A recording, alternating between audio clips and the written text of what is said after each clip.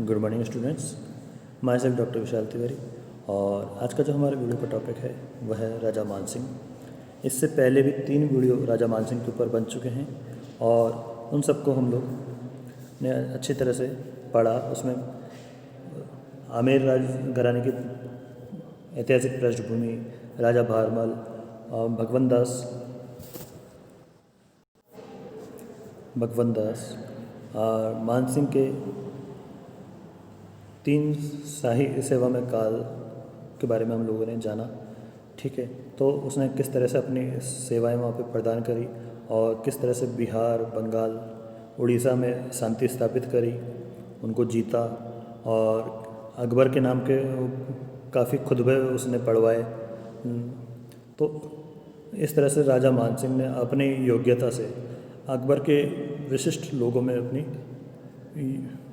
अपना स्थान बना लिया था। और अकबर के अंतिम दिनों के समय में भी वो इतना विश्वस्त था कि अकबर ने राजा मानसिंह को बंगाल से सीधे अपने पास बुला लिया था भावी योजना को क्रियान्वित करने के लिए। ठीक है, तो अब जो हम बात करेंगे वो करेंगे राजा मानसिंह और जहांगीर के बीच में कैसा तादात्म्य रहा और उसके बाद मानसिंह का मूल्यांकन करेंगे इसमें। ठीक है, और इस वीडियो में हम लोग इस राजा मानसिंह को कंप्लीट करते हैं।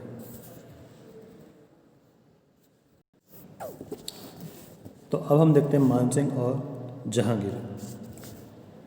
अकबर की मृत्यु के पूर्व सलीम के प्रमुख समर्थकों ने उससे ये वचन ले लिया कि सम्राट बनने के बाद वह इस्लाम की रक्षा करेगा और अपने पुत्र खुसरो तथा उसके समर्थकों को क्षमा कर देगा। 15 अक्टूबर 1605 ईस्वी को अकबर की मृत्यु हो गई और सलीम जहांगीर के नाम से मुग़ल साम्राज्य के सिंहासन पर बैठा। अपना राज्याभिषेक के बाद 10 नवंबर 1605 ईस्वी को जहांगीर ने मानसिंह को बंगाल का सूबेदार बनाकर आगरा से विदा किया। उसने मानसिंह को बहुमूल्य उपहार भी भेंट किए। फिर भी जहांगीर को मानसिंह का भय था, इसलिए उस पर निगाह तथा नियंत्रण रखने के लिए बंगाल सूबे की दीवानी का अधिकार वजीर खान नामक एक अन्य अधिकारी को सौंपा गया। इसके कुछ दिनों बाद मानसिंह के पुत्र भाऊ सिंह का मनसब बढ़ाकर 1500 कर दिया गया। 4 अगस्त 1606 ईस्वी को जब जहांगीर अपने विद्रोही पुत्र खुसरो का पीछा करता हुआ लाहौर पहुंचा था, वहीं से उसने मानसिंह को सम्मानजनक पोशाक भिजवाई थी। 1607 ईस्वी के मध्य जहांगीर ने मानसिंह के पुत्र महासिंह को बंगसों का विद्रोह दबाने के लिए भेजी जाने वाली शाही सेना का मुख्य सेनापति नियुक्त किया। इन सब तथ्यों से स्पष्ट है कि जहांगीर और मानसिंह के संबंध सामान्य बने रहे। मानसिंह की बंगाल की तीसरी सूबेदारी ज़्यादा दिनों तक कायम न रही। इसका कारण जहांगीर का उससे अप्रसन्न होना नहीं था, इसका कारण दूसरा ही था।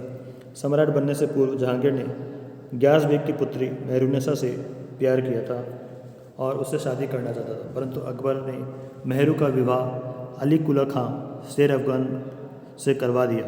शेर अफगान इस समय बर्दवान का फौजदार था। सम्राट बनने के बाद जहांगीर मेहरुन्निसा को प्राप्त करने के लिए अधीर हो उठा, परंतु यह काम मानसिंह के सूबेदार रहते संभव न था।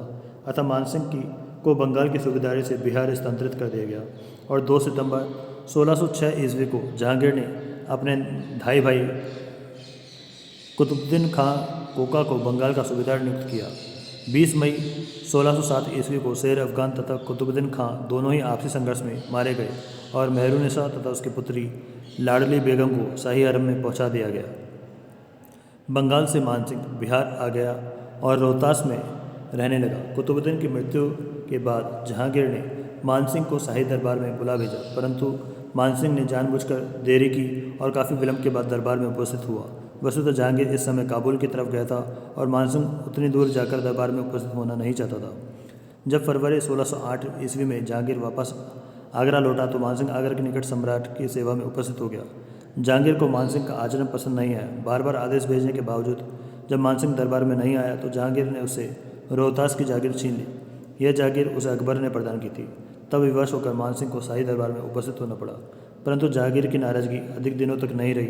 2 महीने बाद ही जहांगीर ने अपने अस्तबल का सबसे अच्छा घोड़ा, जो फारस के शाह अब्बास प्रथम ने अकबर को भेंट में दिया था, मानसिंह को भेंट में दिया। मानसिंह ने भी अपनी पुत्री जगत सिंह का पुत्री का विवाह जहांगीर के साथ संपन्न किया। इस अवसर पर जहांगीर ने मान सिंह के पुत्र भाऊ सिंह का मनसब बढ़ाकर 2000 कर दिया। कुछ दिनों बाद दक्षिण भारत में शाही सेना की स्थिति को सुदृढ़ बनाने के लिए मान सिंह को अपनी सेना सहित दक्षिण भारत जाने का आदेश दिया गया। मान सिंह ने सम्राट से कुछ दिनों आमेर रुककर नए रंगरूट भर्ती करके फिर दक्षिण की तरफ जाने की स्वीकृति प्राप्त कर ली। मान सिंह के लिए यह नवीन नियुक्ति निश्चय ही अपमानजनक थी, क्योंकि अब तक वह सेना की स्वतंत्र कमान संभाले हुआ था, लेकिन दक्षिण में उसे अब्दुल रहीम खान खाना के अधीनता में काम करने को कहा गया। खान खाना उम्र और मनसब की दृष्टि से मान सिंह से कम था और वह मान सिंह को दादाजी कहकर पुकारता था। इससे मान सिंह के स्वाभिमान को चोट तो पहुंची, परंतु उसने स्थिति को परखते हुए अपमान के इस घूंट को पी लिया। वैसे मुगलों के काल में कई बार वरिष्ठ अमीरों को अपने निम्न मनसबदारों के नेतृत्व में काम करना पड़ता था। मान सिंह को अपमानित करने के लिए उसने खान खाना की सहायता के लिए भेजा गया, ऐसी बात नहीं थी। लगभग 1 वर्ष आमेर में आराम करने के बाद 1609 ईस्वी में मान सिंह ने दक्षिण के लिए प्रस्थान किया और अपनी मृत्यु पर्यंत दक्षिण भारत में ही रहा। दक्षिण में मलिक अंबर ने अपनी छापामार युद्ध पद्धति तथा कूटनीति के द्वारा मुगलों को काफ़ी परेशान कर रखा था। उसके विरुद्ध लड़े गए संघर्ष में मान सिंह की उपस्थिति के उपरांत भी मुगल सेना को कोई उल्लेखनीय सफलता नहीं मिल पाई। कारण भी स्पष्ट है कि जहांगीर ने उसे सेना का स्वतंत्र नेतृत्व नहीं सौंपा था, इसलिए उसने अपनी कुशलता दिखाने का अवसर ही नहीं मिला। दूसरा कारण, दक्षिण में तैनात मुगल सेना नायकों में आपसी सहयोग की भारी कमी थी। तीसरा कारण, मान सिंह की वृद्धावस्था भी थी। अपने जवान पुत्रों की मृत्यु से उसका हृदय टूट चुका था। अंत में 6 जुलाई 1614 ईस्वी को दक्षिण में एलिचपुर नामक स्थान पर राजा मान सिंह की मृत्यु हो गई। तो इस तरह से एलिचपुर जगह पर राजा मान सिंह की मृत्यु हुई 1614 ईस्वी में। अब हम देखते हैं राजा मान सिंह का मूल्यांकन। राजा मान सिंह अपने समय का एक पराक्रमी सैनिक, साहसी, कुशल सेनानायक, चतुर राजनीतिज्ञ तथा सुयोग्य प्रशासक था। वह अकबरी दरबार के नवरत्नों में से एक था। राजा भारमल ने राजपूत मुगल सहयोग की जो आधारशिला रखी थी, मान सिंह ने उसको सुदृढ़ बनाया। उसने मुगल साम्राज्य के विस्तार एवं संगठन में अपनी बहुमूल्य सेवाएं प्रदान की। वास्तव में वह साम्राज्य का एक मुख्य स्तंभ था। 1562 ईस्वी में जब वह केवल 12 वर्ष का ही था, उसे शाही सेवा में ले लिया गया था। 1569 ईस्वी में उसने सैनिक अभियान में शामिल किया जाने लगा।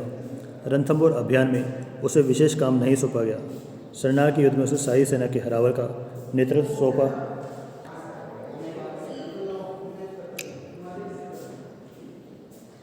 नेतृत्व दिया गया। इसके बाद उसने कूटनीतिक काम सौंपा गया।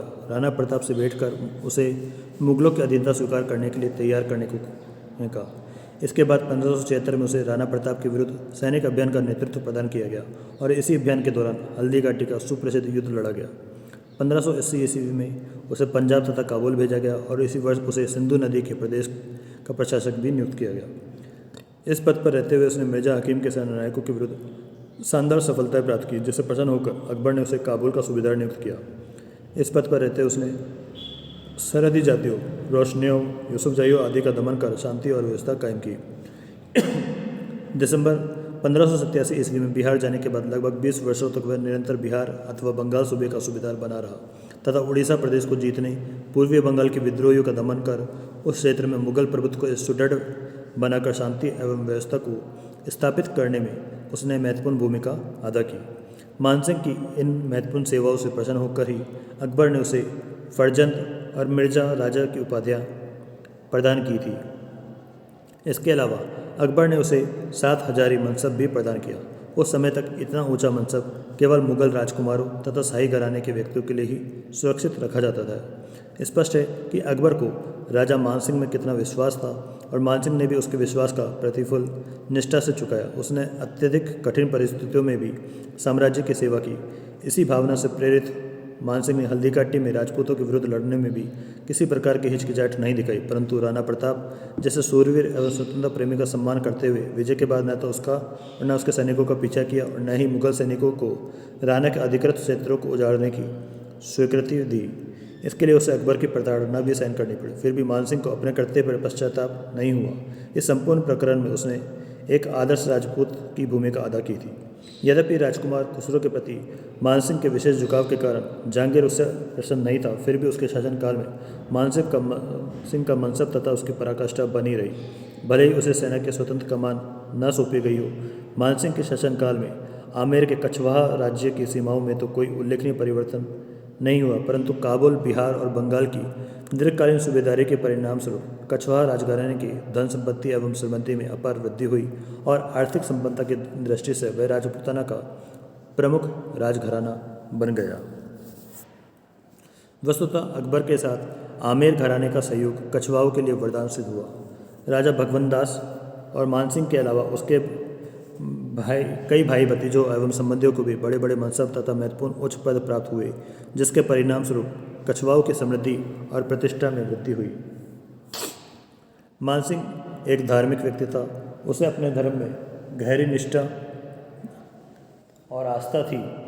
चारों तरफ इस्लाम का बोलबाला होने तथा कट्टर मुसलमानों के बीच रहते हुए भी हिंदू धर्म के प्रति उसकी यह आस्था कभी नहीं डगमगाई। जनश्रुति के अनुसार जब वह बंगाल में था तो फ़कीर शाह दौलत उनसे कहा था कि आप मुसलमान क्यों नहीं हो जाते। इस पर उसने मुस्कुराते हुए उत्तर दिया, अल्लाह ने जब दिल पर मुहर कर दी है तब मैं उसको तोड़ने की गुस्ताखी क्यों करूं। अकबर ने जब दीन इलाही का प्रतिपादन किया तब अकबर ने अपने स्वामी भक्त मानसिंह से भी इसका अनुयायी बनने का आग्रह किया था, लेकिन मानसिंह ने कहा, यदि अनुयायी होने का अर्थ उसके लिए जीवन का बलिदान करना है तो मैं अपनी जान पहले ही हथेली पर लिए घूम रहा हूँ। इससे अधिक और क्या प्रमाण चाहिए।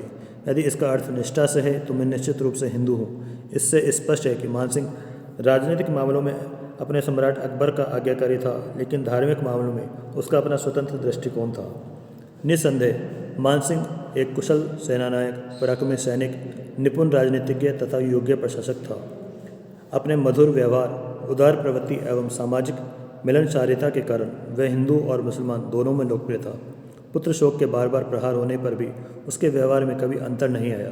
अपने अंतिम दिनों में खुसरो का पक्ष लेने के संदेह के कारण उसे कुछ परेशानियों का सामना करना पड़ा, जिसकी वजह से कुछ विद्वानों ने उसमें दूरदर्शिता की कमी का आरोप लगाया है। लेकिन जैसा कि मैंने आपको पहले ही बताया है कि सलीम के स्थान पर खुसरो को सिंहासन पर बैठाने की बात केवल विचार विमर्श के दौरान सामने आई थी और उसी क्षण समाप्त भी हो गई। मानसिंह ने इस योजना को कार्यान्वित करने की दिशा में कोई सक्रिय कदम नहीं उठाया था। यदि वास्तव में ऐसा ही हुआ होता तो अकबर के प्रिय मित्र एवं साम्राज्य के एक प्रमुख अधिकारी अबुल फजल को मरवाने वाला सलीम मानसिंह को जीवित नहीं छोड़ता। उसे उसके पद पर बनाए रखना इस बात का प्रमाण है कि जहांगीर जानता था कि इस प्रकार की कोई योजना तैयार नहीं की गई थी। उसकी नाराजगी का केवल एक ही कारण था कि मानसिंह ने भी सम्राट अकबर के सामने उसकी वास्तविक छवि प्रस्तुत की थी, जिसकी वजह से अकबर सलीम से नाराज होता जा रहा था। अतः राजा मानसिंह पर इस प्रकार के आरोप लगाने से पूर्व संपूर्ण तथ्यों का वैज्ञानिक दृष्टि से अध्ययन किए जाने की आवश्यकता है। उसने राजपूत मुगल सहयोग को सुदृढ़ बनाने में महत्वपूर्ण भूमिका अदा की और इसी सहयोग की आधारशिला पर अकबर राष्ट्रीय एकता की दिशा में सफलतापूर्वक आगे बढ़ पाया।